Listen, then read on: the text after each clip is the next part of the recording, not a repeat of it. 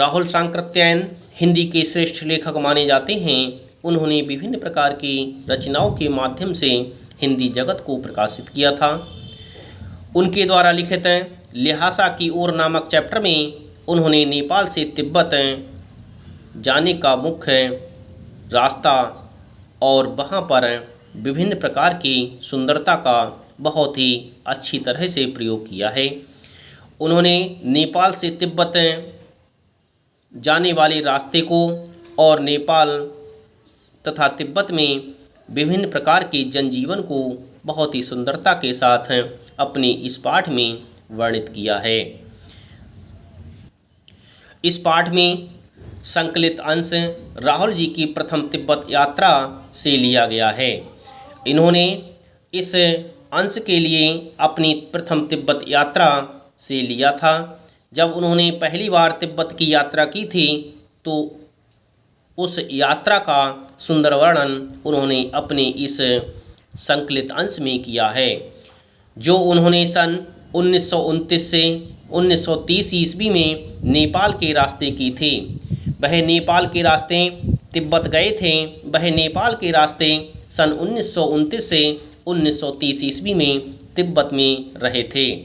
उस समय भारतीयों की तिब्बत यात्रा की अनुमति नहीं थी, इसलिए उन्होंने यह यात्रा एक भिखमंगे के छद्मवेश में की थी।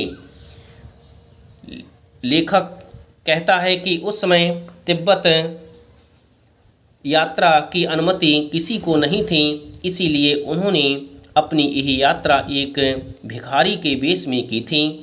इसमें तिब्बत की राजधानी ल्हासा की ओर जाने वाले दुर्गम रास्तों का वर्णन उन्होंने बहुत ही रोचक शैली में किया है। इस यात्रा वृत्तांत में हमें उस समय के तिब्बत समाज के बारे में भी जानकारी प्राप्त होती है। इस तरह से यह मैंने आपको संक्षेप में बताया। अब मैं आपको इस पाठ के लिए पढ़ाऊंगा, जिसे आप ध्यान से पढ़ें। इस तरह से लेखक कहता है, वह नेपाल से तिब्बत जाने का मुख्य रास्ता है। नेपाल से तिब्बत जाने का यह मुख्य रास्ता है।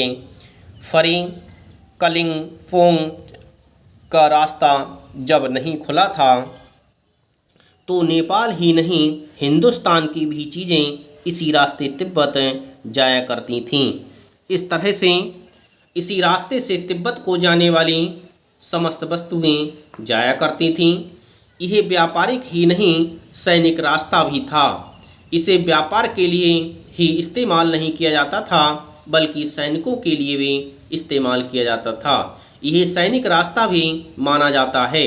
इसीलिए जगह जगह फौजी चौकियां और किले बने हुए हैं।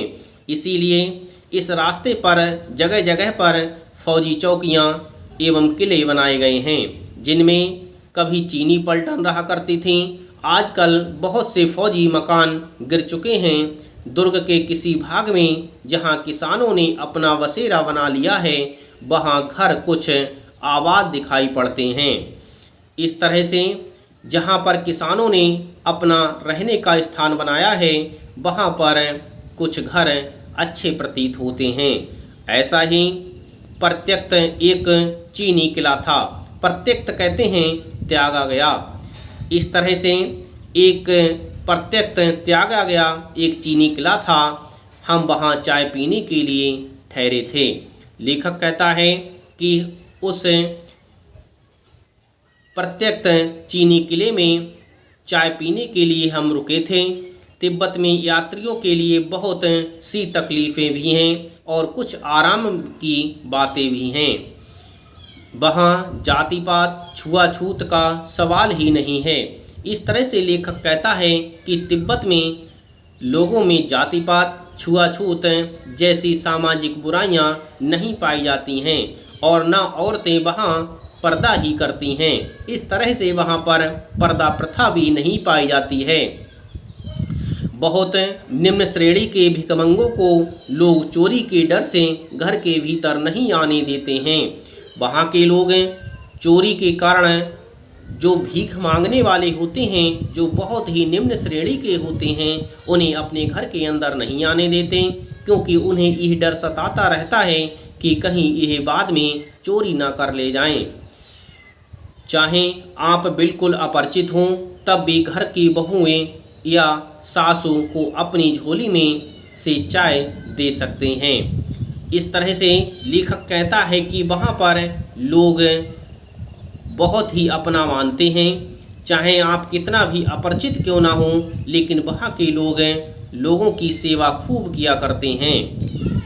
वह आपके लिए उसे पका देंगे, मक्खन और सोडा नमक दे दीजिए, वह चाय चोड़ी में कूटकर उसे दूध वाली चाय के रंग की बना के मिट्टी के टोटीदार बर्तन में रख के आपको दे देंगी।